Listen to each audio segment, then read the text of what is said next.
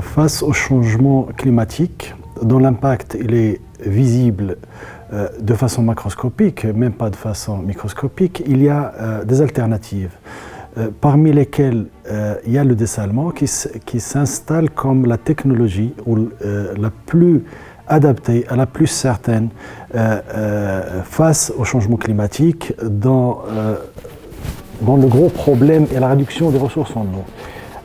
Alors ce dessalement, démarré depuis plusieurs années, a connu plusieurs phases d'évolution.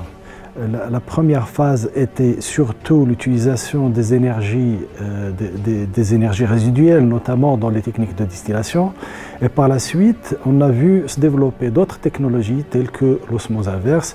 Ces technologies qui sont apportées, je dirais, de pays moins riches, des pays non pétroliers, dont fait partie le Maroc.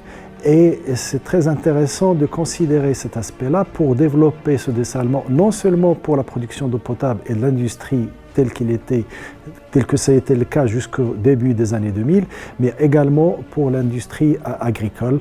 Et c'est ce que nous voyons, notamment avec la réalisation de grands projets d'Agadir et de Casablanca, dont une partie sera destinée à l'agriculture.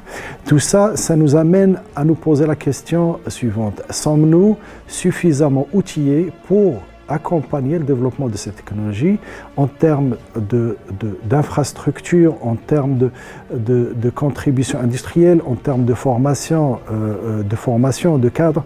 Donc tout ça, ça nous interpelle tous à réfléchir de façon je dirais, conjointe pour trouver les solutions appropriées pour notre contexte.